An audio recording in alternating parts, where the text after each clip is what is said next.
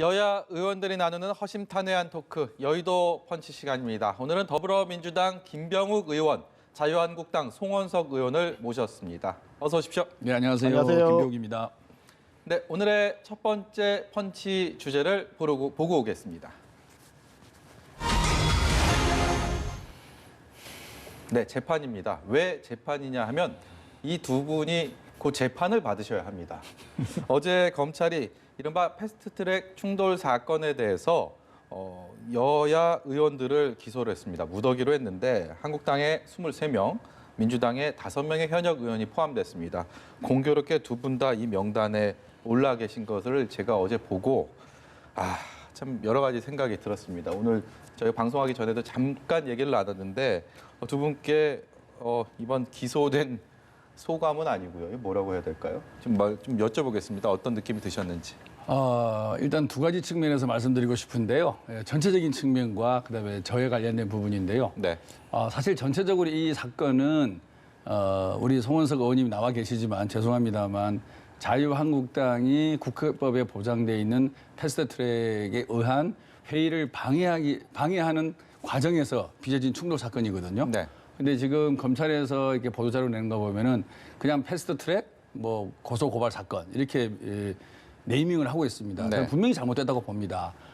국회법에 따라서 여야 간의 교섭단체끼리 합의가 안 되면 해당 상임위에서 5분의 3 이상의 가결로 패스트트랙에 태울 수 있게끔 법에 돼 있습니다. 예. 저는 법을 지켜서 패스트트랙에 태워서 여러 가지 선거법이라든지 공수처법이라든지 검경수사권 조정이라든지 진행을 하려고 했던 건데 자유한국당께서 국회법에 나와 있는 패스트트랙을 물리적으로 저지를 한 거죠. 네. 그런 물리적 저지를 저희가 항의를 하고 그러면 안 된다. 이런 과정에서 충돌이 벌어진 사건인데 정말로 이게 벌써 검찰에서 수사를 시작한 지가 8개월이 넘었는데 8개월 동안에 아무런 조치를 취하고 있지 않다가 이제 총선이 한 100일 남았나요? 100일 남아서 이제 여야 모두 기소를 하고 있는데 특히 우리 여당에 대한 기소는 자유한국당의 눈치를 너무 많이 본 검찰의 꿰맞추기 네. 그리고 모양 내기 그런 기소라고 생각하고 있습니다. 특히나 저 같은 경우는 제가 왜 기소됐는지를 어제 보도자를 통해서 알았습니다. 제가 모 여성 의원에게 상해를 가했다는 공동상해 공동폭행 혐의인데요. 저는 그 여성 의원하고 옷깃도 스쳐본 적이 없고 네. 그리고 공모라는 거를 전제로 한 공동상해 공동폭행인데 저를 조사를 해서 공모를 했는지 안 했는지 물어보지도 않았어요. 예. 그리고 6개월 전에 경찰에서 저를 조사를 했는데 경찰 수사 과정에서도 그 여성 의원에 대해서는 한마디 언급도 없었습니다. 네. 그런데 어제 그렇게 이제 보도자가 나온 거죠. 포함이 됐네요. 딱 하나가 있는데 12월 30일 날 검찰에서 저희 사무실로 전화가 왔습니다. 12월 31일이나 1월 1일 날 보안 수사를 할 것이 있으니 나와달라. 네. 그런데 알다시피 12월 31일, 1월 1일이 얼마나 바쁜 날짜입니까? 네. 그래서 저희가 양해를 구했죠. 추가로 일정을 조정해서 나가겠다. 그런데도 불구하고 바로 그 다음 날 네. 1월 2일 날 수사 결과를 발표했단 말입니다. 이 방송을 듣는 국민들도 알겠지만 최소한 소환은 일주일 전에 하는 것이고 네. 그리고 소환 대상자하고 일정을 조율해서 나가는 게 보통의 관례인데 제가 국회의원이라고 이런 얘기 하는 게 아니라 일반 국민이나 국회의원이나 모두가 그를 조율할 수 있는 권리가 있다고 생각합니다. 네. 그런데 12월 30일 날 그것도 오후에 전화가 오고 31일이나 1월 1일에 나와달라. 그래서 저희가 이제 여러 가지 사정으로 날짜를 조율하자. 그랬음에도 불구하고 1월 2일 날 제가 전혀 모르는 내용에 대해서 그게 기소로 발표가 된 거죠.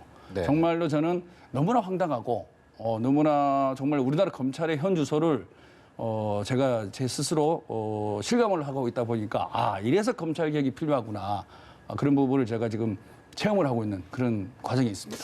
너무나 황당하고 네. 답답하고 수사를 받지도 않았고 조사를 받지도 않았고 물어보지도 않았고 저한테 항변할 기회도 안 주고 제가 모르는 사건으로 대한민국의 여당 국회의원이 검찰의 보도자료 한 장으로 네. 기소가 되었고 많은 분들이 마치 내가 여성 의원을 직접 폭행하고 상해를 가한 사람으로 파렴치본으로 몰아가고 있는 그 상황에 대해서 제가 정말로 황당하고 어떻게 말을 할지는 모르겠습니다. 네, 일단 기소가 됐으니까 재판에서 뭐 이런 말씀들을 하시지 않을까라고 생각을 하면서요. 송원석 의원도 굉장히 억울하다라고 말씀을 앞서서 하셨는데 한번 말씀을 해주시죠. 예.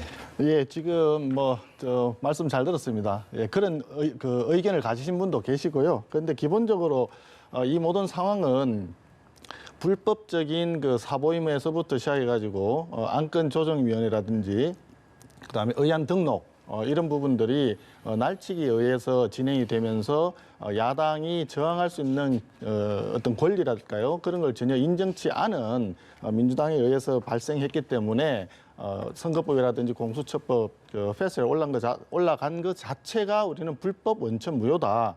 이렇게 생각합니다. 불법적인 원천 무효의 상황에 대해 가지고 국민 저항권의 입장에서 우리가 한 행위이기 때문에 정당 방위에 해당되는 것으로서 저희들은 무죄다 이렇게 생각하는데 이것을 느닷없이 연초에 갑자기 기소를 했다. 네. 이 부분에 대해서 국민과 함께 격앙을 하고 있습니다. 조금 전에 화면에 계속 나오던데 화면에 의안과 앞에서 벌어졌던 그 지난 보험 상황이 계속 나오지 않았습니까? 예. 의안과 문을 열기 위해서 각종 도구를 일명 빠루라고 하는데 그런 도구를 동원해서 실제로 폭력, 물리력을 행사한 부분은 우리 한국당이 아니라 민주당과 정의당을 비롯한 외부에서 들어온 사람들이 주동이 되어서 했다. 그런데 늘 이렇게 패스트트랙 관련해서 나오면 지금도 화면이 나옵니다만은 네. 이 화면은 우리 당과는 전혀 관련이 없습니다. 우리는 물리력이라든지 폭행을 행사한 바가 없습니다. 그렇기 때문에 이런 부분에 대해서는 국민 여러분들께서 좀 정확하게 진실을 알아주셨으면 한다는 말씀을 드리고요.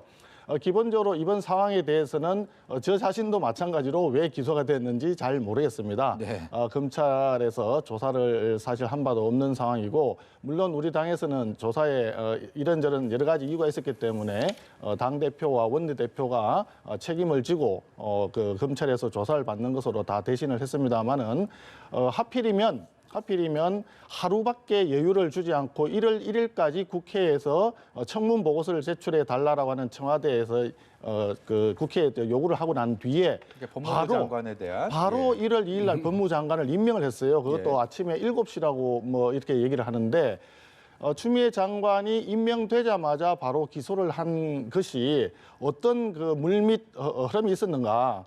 장관의 어떤 의중을 쫓아서 검찰이 드디어 인사권에 법무부 장관의 인사권에 굴복을 한 것인가 아니면 청와대의 더 큰 권력의 그 어떤 흐름에 거기에 굴복을 한 것인가 이런 또 의구심을 가지는 국민들도 지역에 가보니까 꽤 있더라고요. 네. 그렇기 때문에 이 과정 자체에서 저희들 생각할 때 검찰이 상당히 좀 무리를 해서 기소한 것이 아닌가 이렇게 생각을 합니다. 공교롭게도 이 두 민주당과 한국당에서 검찰에 대해서 반발을 하고 있고 검찰을 소위 말해서 때리고 있는데 그 중심에 추미애 장관이 등장합니다. 민주당은 검찰이 보복성 기소를 했기 때문에 추미애 장관을 중심으로 해서 검찰 개혁에 더 박차를 가해야 된다라는 입장이 나와 있고 한국당에서는 여당에는 솜방망이 쳐버렸다. 역시 추미애 장관을 의식한 게 아닌가라는 또 주장을 펴고 있습니다.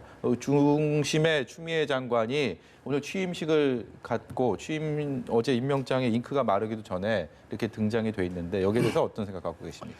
네, 그 말씀 드리기 전에 우리 송 의원님께서 말씀하신 빠루를 우리 민주당이 동원했다고 하는 거는 전혀 사실이 아니고요. 예. 저희는 국회 직원들입니다. 네. 방호과 직원들이 회의를 한국당에서 막으니까 회의장 문을 열어서 회의를 정상적으로 진행시키기 위해서 국회의장님께서 질서유지권과 방어권을 발동하셨거든요. 네. 그에 따라서 국회 직원들이 저런 어떤 그 회의장 문을 열기 위한 그런 화면이 나오는 것이지 네. 절대 우리 민주당 국회의원들이나 네. 우리 보좌관들이 저렇게 빠루를 들고 네. 국회 문을 열려고 하지 않았다는 사실을 좀 말씀을 먼저 드려야 될 것 같습니다. 그리고 이제 자유한국당 의원들이 이번에 이제 고소고발 당한 것은 국회법입니다.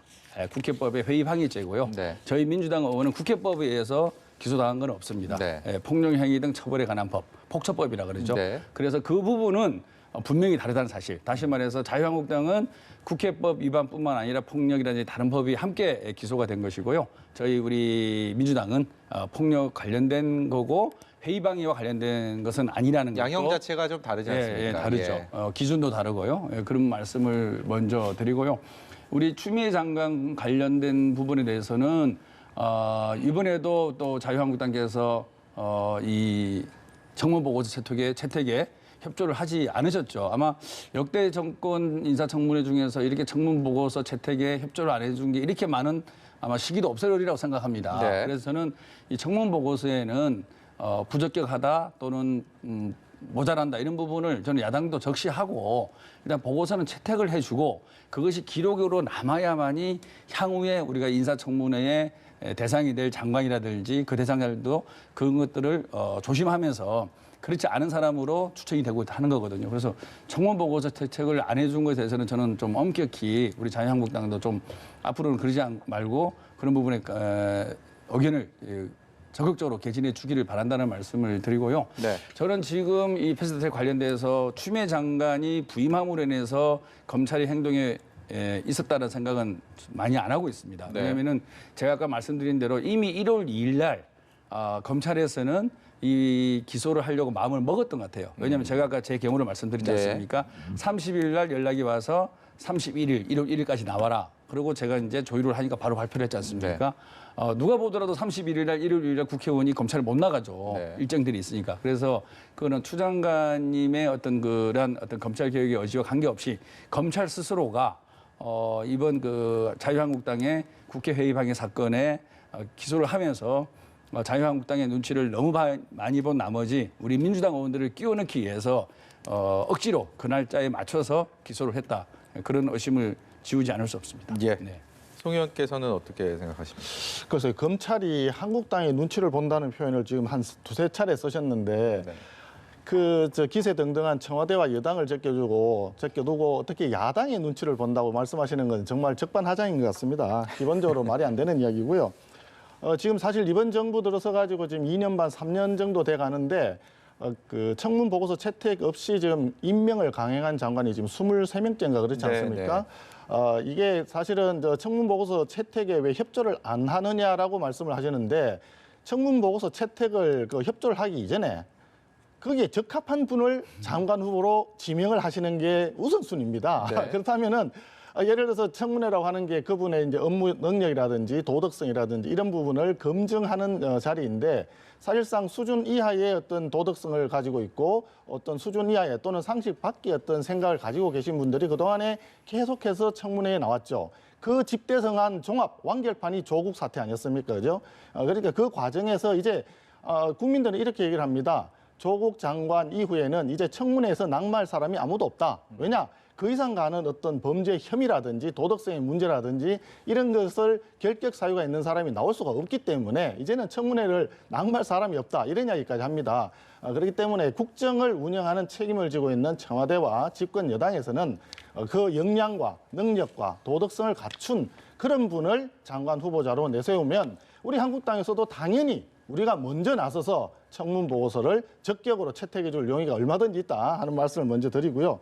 지금 사실 문희상 국회의장께서 그동안에 굉장히 좀 입법부의 수장이라는 입장에서 볼 때는 상당히 아쉬움이 많습니다. 원래 이제 국회의장이 되면은 당직을 포기하는 것이 관례화돼 있는데 네. 당직을 포기하는 이유는 중립적이고 객관적인 위치에서 업무를 잘 해달라 하는 그런 취지에서 했는데 이번에는 어떻게 보면 어느 정당의 한 수장 또는 어떤 정파의 대리인처럼 행동을 하셨단 말이죠. 그래서 우리 당에서 헌법재판소에 이번에 권한쟁의 심판까지 요청을 해놨는데 이 부분이 헌법재판소에서 판결이 나기 전에 벌써 기소를 했고 그 전에 추미애 장관은 후보자로 지명이 되자마자 인사권부터 얘기를 했습니다. 그래서 다음 주에 곧 뭐 검사장급 인사를 할 예정인 것처럼 보도가 흘러나오고 있고 더군다나 경찰에 얘기를 해서 세평을 수집해라. 네. 그것도 무려 150여 명에 해당되는 고위 검찰 관리들한테 그런 이야기를 했습니다. 이 상황 자체가 드디어 이제 추미애 장관이 인사권이라든지 감찰권을 동원을 해서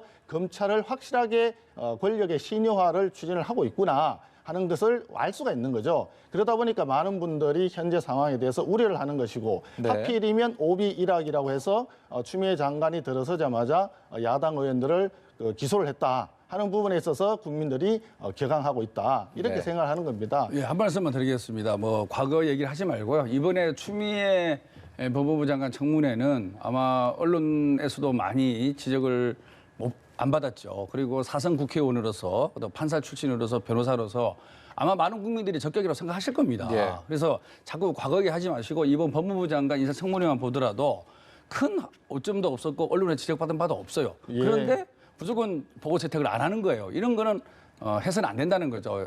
보고서 채택은 해주곤 해주고 다른 부분에 대해서 이의제기가 있거나 정쟁이 있으면 그쪽으로 논의를 하셔야 되는데 모든 것을 연계시켜서 올스톱을 시키는 이런 것은 의회 민주주의의 정반대적 예, 행동을 하고 의회 있다는 민주주의를 거죠. 살리자는 그 말에 전적으로 동의를 예, 하는데 예. 의회 민주주의를 살리려고 하면요 다수결의 원칙을 따르지만 소수의 의견도 존중해야 된다는 것이 가장 기본입니다. 당연하죠. 그런데 예. 그 부분에 있어서 지금 전혀 얘기 안 됐고 사실 예. 선거법 같은 경우에 이게 게임의 룰인데. 네. 그 옛날에 우리가 욕을 많이 하고 있던 또 민주당이 그 얘기 그렇게 되나요? 많이 하고 있던 독재 권력 시대에도 선거법은 합의에 의해서 통과시켰지 제1야당을 제껴놓고 한 적이 없어요. 그러다 제1야당을 보니까 제낀 게 잠깐만요. 아니라 제가 회의 논의 말씀드릴게요. 테이블에 안 들어오신 거죠. 제가 정확하게 말씀드릴게요. 표현하셔야죠. 저희들이 계속 정확하게. 물밑 대화를 했던 거고 정확하게 말씀드리면 네, 네. 여당의 원내대표들께서 우리 야당 원내대표가 전화를 해도 나타나지 않고 만나주지 않았어요. 전화 통화조차도 안 됐단 말이죠. 거꾸로 얘기하시네요. 그 과정에서 정말 중요한 거는 여당이 선거법 관련돼서는 전국을 끌고 나가는 데 있어서 네. 전국을 끌고 나가는 데 있어서 여당에서 이렇게 포용과 화합의 어떤 마음으로 끌어안고 같이 가야 되는데 왜 하필이면 4+1이라고 하는 걸 끌어들이면서 제1야당을 원내 교섭단체 두 번째 아닙니까? 제1야당을 배제하고 하느냐 이 부분이 중요한 자, 그 거예요. 부분을 그러다 분명히 보니까 말씀드려야 되는데요. 얘기가 되는 거고 잠깐만요. 너무 바른 시간에 자꾸 두 번째 말씀하셨기 때문에 제가 네. 이제 조정을 말씀드리는 좀 하셔야 거거든요. 전체적으로 볼 때 기본적으로 원천 무효에서부터 시작이 된 것을 지금 아까 말씀하시기를 과거는 묻지 말아야 했는데 역사에서 교훈을 얻지 못한다면 현재가 없고 미래가 없는 것입니다. 그렇기 때문에 처음부터 왜 문제가 되었는가를 말씀드렸던 거고 이 상황 추미애 장관만을 놓고 본다면 청문 보고서 채택이 안 된 것이 아쉬움이 있을지 모르지만 과거에 오랜 23명째 그런 상황이 있었기 때문에 예. 그 부분에 대해서 좀 유념을 해달라고 하는 야당으로서 여당에 대한 부탁입니다. 지금 제가 오다 보니까 오늘도 광화문에서 자유한국당이 주관한 집회를 하고 있더라고요. 지금 의원님께서 송 의원님께서 자꾸 잘못된 말씀을 하시는데요. 제가 알고 있기로는 한국당에서도 선거법이라든지 공수처라든지 이런 부분에서 타협안이 있었습니다. 잘못된 그리고 말씀이 아니고요. 물밑 대화가 견해가 있었고 다른 거일 좀 뿐입니다. 들어보십시오. 김영우 의원 말씀 들어보십시오. 들어볼게요. 잘못됐다고 너무 표현하면 안 돼요. 좀 네. 자제를 좀 해주시고요. 있었는데 황교안 대표 체제가 들어서면서 강경 모드로 나가지 않습니까? 삭발도 하시고 단식도 하시고 장애 집회. 그러면서 한국당 내의 협상파, 대화파들이 목소리를 못 내고 있는 거예요. 저는 한국당에서도 좋은 의원님들이 계시고 그분들이 중심이 돼서 협상을 하는 것이 한국당의 실리가 있다. 그리고 협상 자체가 선거법 자체가 한국당에만 꼭 불리한 것이 아니고 사실 이 선거법은 제1당인 저희 민주당이 가장 손해를 보고 그다음에 한국당입니다. 이런 선거법의 내용이 있었기 때문에 충분히 협상의 여지가 있고 대화 여지가 있었는데 황교안 대표 체제가 들어서면서 완전히 강경 모드, 무조건 all or nothing, 그리고 반대를 위한 반대로 당의 전략을 수정하면서 협상파와 대화파들의 목소리가 밖으로 나올 수가 없는 거죠. 그리고 그 과정에서 삭발과 단식과 장애투쟁 오늘도 하고 있지 않습니까? 이런 속에서 어떻게 자유한국당 내에 협상이 가능하겠습니까? 우리는 얼마든지 들어오라 계속 지적을 했었고 네. 요청을 했지 않습니까? 그건 언론 보도자료 보면 다 나와 있지 않습니까? 그럼에도 불구하고 자유한국당에서 의회 민주주의의 기본적인 룰, 대화 자체를 거부하기 때문에 이거는 자유한국당의 자초한 결과물이다. 이런 말씀을 꼭 드리고 네, 싶습니다. 저희가 오늘해가 이제 신년 셋째 날인데 지난해 12월 그 연말 국회에 있었던 그 패스트트랙 관련 법안 처리 과정에서 그 앙금이 민주당과 한국당에 여전히 그 남아있고 뭐 거기에 대한 말씀들을 계속 하셔갖고 다음 주제대로 넘어가야지 안 그러면 대화가 더 이상 진행이 안 될 것 같습니다. 다음 주제 보여주세요. 저기 세 분하고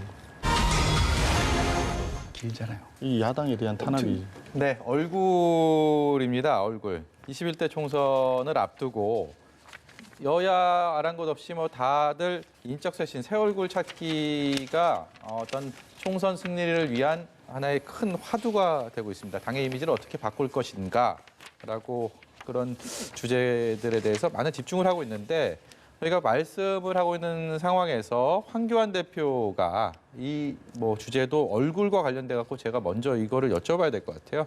황교안 대표가 지금 광화문에서 지금 집회를 하고 있지 않습니까? 그 네. 상황에서 수도권 험지 출마를 하겠다. 중진들도 함께 그 험한 길을 나가달라라고 공식 공개석상에서 얘기를 했다고 합니다. 그동안 황교안 대표가 비례대표로 나설 것이냐 아니면 뭐 어디에 출마를 할 것이냐 뭐 굉장히 많은 관심을 모았는데 일단은 지금 자유한국당이 중진 의원들이 최근에 연이어 불출마를 선언했고 그런 상황에서 황교안 대표가 또 수도권 출마를 선언했습니다. 당의 쇄신에 얼마나 영향을 미친다고 보십니까? 기본적으로 이번 총선은 우리 한국당 입장에서 보면 당 혁신이 굉장히 중요합니다. 당을 혁신해서 새로운 모습으로 왜냐하면 지금 자유한국당의 이미지 자체가 그닥 좋은 편은 아니다 하는 것은 일반적으로 인식이 되고 있습니다. 그렇기 때문에 당의 모습을 새로운 모습으로 바꿔야 된다 하는 점에서 전적으로 동의를 하고요. 두 번째는 사실은 이제 통합이죠, 통합. 국민 대통합을 통해서 보수 중심뿐만이 아니라 중도까지 아우르는 자유 대한민국의 기본 질서와 기본 헌법적 가치를 존중하는 모든 제반 세력이 같이 힘을 합쳐서 네. 함께 통합해서 같이 가야 된다 하는 그런 말씀을 드리고 싶고요. 세 번째는 아마 세대 교체 뭐 이렇게 되지 않을까 싶습니다. 전반적으로 노령화가 계속되어 가고 있지만 그렇다고 해서 이 정치 현장에서 젊은 사람들이 지금 목소리를 대변해 줄 수 있는 그런 부분이 좀 상대적으로 좀 적습니다. 예. 그렇기 때문에 세대 교체가 좀 중요하다 해서 세 가지 정도의 말씀을 드릴 수 있는데 지금 조금 전에 이제 황 대표께서 그런 말씀을 하셨는 거는 제가 좀 듣질 못하고 들어왔지만 네. 황 대표께서는 진작부터 이 세대 교체와 그다음에 대통합 그리고 당의 혁신 그럼으로써 4월 15일 총선에서 압승하기 위해서는 당신 스스로 나를 희생할 각오가 돼 있다. 나는 모든 것을 내려놓겠다. 그런 취지의 말씀을 누차 밝혀왔던 연장선상에서 그런 얘기가 있지 않았을까 생각을 합니다. 황교안 대표의 그런 발언과 그다음에 중진들께서 지금 또 계속 불출마 선언도 지금 하고 있지 않습니까? 예. 지금 불출마 선언과 아울러서 당의 모습을 새로운 모습으로 해서 이번에는 꼭 승리할 수 있도록 힘을 모으자 하는 그런 취지로 오늘 황교안 대표의 발언을 저는 이해를 하고 싶습니다. 네. 이 일각에서는 자유한국당의 이른바 텃밭이라고 하죠. 그 TK 지역, 대구 경북 지역에서는 이런 뭐 새 얼굴 찾기에 대한 바람이 그렇게 크게 불지 않는 현재 상황에 대해서 여러 가지 얘기를 하는 경우들도 많이 있는 것 같습니다. 여기에 대해서 어떤 견해를 갖고 계십니까? 특정 지역에 어떤 새로운 인물에 대한 바람이 있다 없다라고 얘기하기는 조금 적절치는 않은 것 같은데요. 기본적으로 잘 아시다시피 이제 영남 지역 쪽에는 우리 자유한국당의 어떤 본산 내지는 텃밭이라고 할 수가 있습니다. 그렇기 때문에 사실상 공천을 받으면 당선이 되는 것이 상당히 유력한 네. 그런 지역이 되겠습니다. 그런데 지역에 가보면 실제로 다니다 보면 꼭 그렇지는 않습니다. 더 공천만 받으면 된다라고 하는 그런 인식이 있다 보니까 오히려 지역에 공천을 받고 나타나지 않고 지역구를 위해서 열심히 활동하지 않는 그런 부분에 대해서 또 거부 반응도 상당히 남아 있죠. 네. 아마 호남 쪽에서 민주당도 비슷한 아마 그런 입장일 겁니다. 어느 지역이나 마찬가지이긴 한데 그렇기 때문에 지역에서는 만약에 하게 된다 그러면 새로운 사람들이 와서 네. 새 바람으로 한국당을 좀 잘 해달라. 열심히 좀 해달라 이런 이야기들이 굉장히 많이 있습니다. 그래서 공식적으로 외향적으로 영남 지역에서 새 인물에 대한 이야기들이 별로 나타나지 않는 것과는 반대로 물밑에서는 사실 물갈이라든지 세대 교체라든지 새 인물 찾기에 상당히 많은 공감대가 있다. 네. 이렇게 말씀드릴 수 있죠. 네. 황교안 대표가 수도권 험지 출마를 얘기를 했는데 뭐 종로를 이전에 많이 얘기가 있었습니다. 뭐 거기를 지칭하는 건지는 잘 모르겠습니다만 종로가 험지인가요? 글쎄 뭐 지금까지는 정세균 의원이 두 차례를 했지만 그 앞서서는 또 한국당이 계속 네, 했었기 그렇죠. 때문에 아마- 해석하기에 따라 다를 네. 텐데 만약에 황교안 대표가 성남 분당을에 출마하면 어떻겠습니까? 지금 김병우 의혹 지역군데. 저는 환영합니다. 아, 그렇습니까? 네, 근데 험지인지 아닌지는 네. 뭐 언론이 평가해 주리라고 보는데요. 제가 보기에 종로라는 표현을 안 쓰고 험지라는 표현을 쓴 거 보면 이낙연 총리와의 맞대결을 기피하는 거 아닌가 그런 생각이 들고요.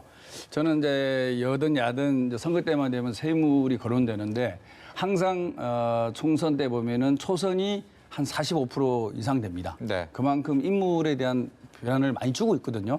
그럼에도 불구하고 지속적으로 뭐 식물국회, 동물국회, 일 안 하는 국회 이런 비판을 받고 있습니다. 그러니까 이 새 인물로 바꾼다는 것이 물리적으로는 계속되고 있었어요. 물리적으로는 계속 교체가 되고 있었는데 예. 과연 제대로 된 국민의 눈높이에 맞는 국회를 구성하고 있느냐 그런 네. 부분에서는 반성을 해야 되는 거죠.